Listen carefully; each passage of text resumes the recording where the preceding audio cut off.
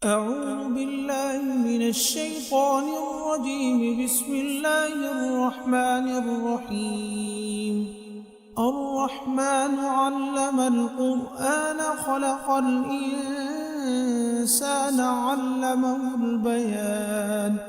الشمس والقمر بحسبان والنجم والشجر يسجدان والسماء رفعها ووضع الميزان ألا تطغوا في الميزان وأقيموا الوزن بالقسط ولا تخسروا الميزان والأرض وضعها للأنام فيها فاكهة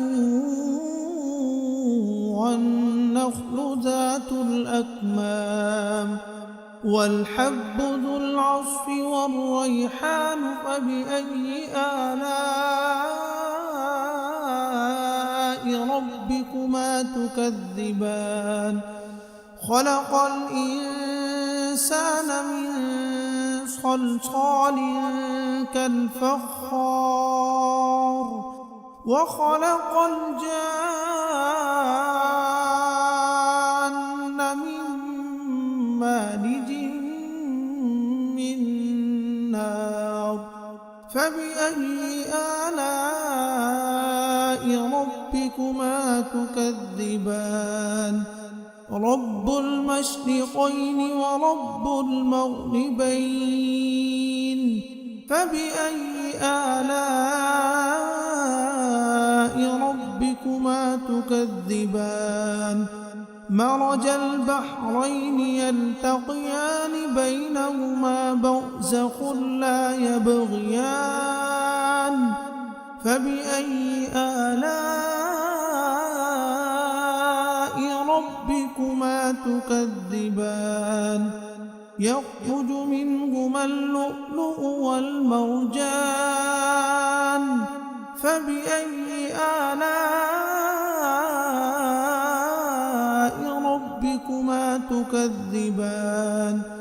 وله الجوار المنشآت في البحر كالأعلام فبأي آلاء ربكما تكذبان.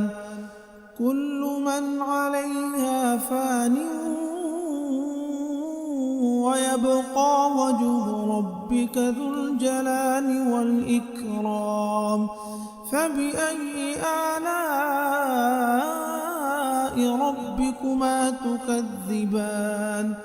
يسأله من في السماوات والأرض كل يوم هو في شأن فبأي آلاء ربكما تكذبان. سنفرغ لكم أيها الثقلان فبأي آلاء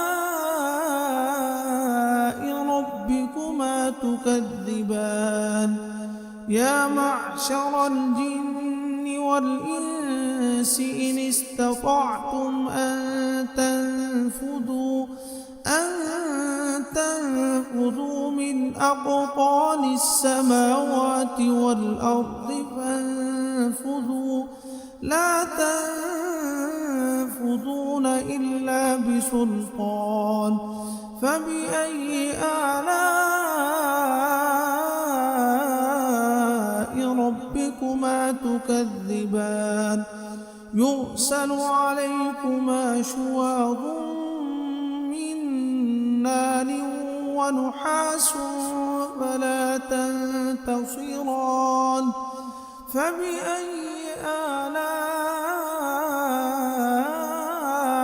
ربكما تكذبان. فإذا انشقت السماء فكانت وردة كالدهان فبأي آلاء ربكما تكذبان. فيومئذ لا يسأل عن ذنبه إنس ولا فبأي آلاء ربكما تكذبان يعرف المجرمون بسيماهم فيؤخذ بالنواصي والأقدام فبأي آلاء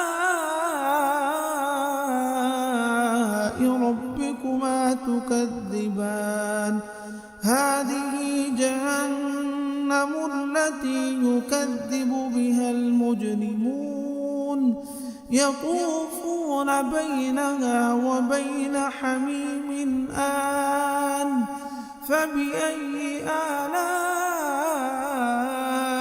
ربكما تكذبان ولمن خاف مقام ربه جنتان فبأي آلاء ربكما تكذبان ذواتا أفنان فبأي آلاء ربكما تكذبان فيهما عينان تجريان فبأي آلاء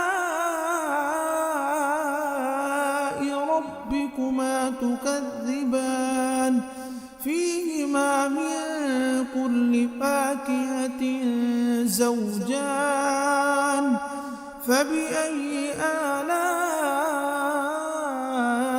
ربكما تكذبان متكئين على فرش بطائنها من استبرق وجنى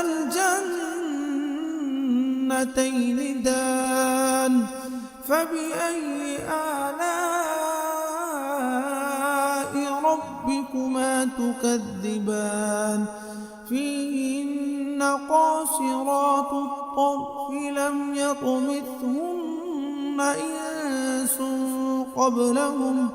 لم يطمثهن إنس قبلهم ولا جان فبأي آلاء ربكما تكذبان كأنهن الياقوت والمرجان فبأي آلاء ربكما تكذبان هل جزاء الإحسان إلا الإحسان فبأي آلاء ربكما تكذبان ومن دونهما جنتان فبأي آلاء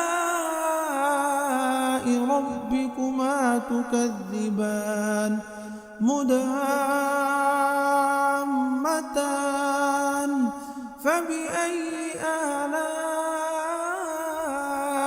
ربكما تكذبان فيهما عينان نضاختان فبأي آلاء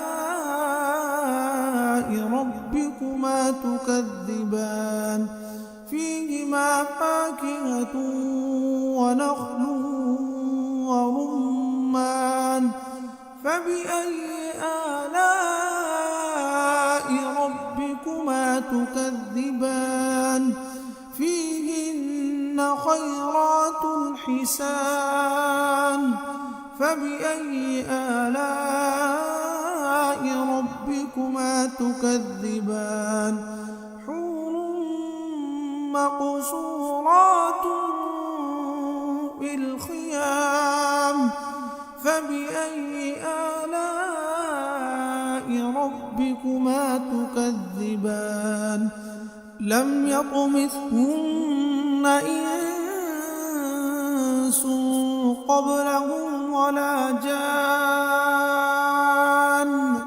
فبأي آلاء ربكما تكذبان متكئين على رفرف خضر وعبقري حسان فبأي آلاء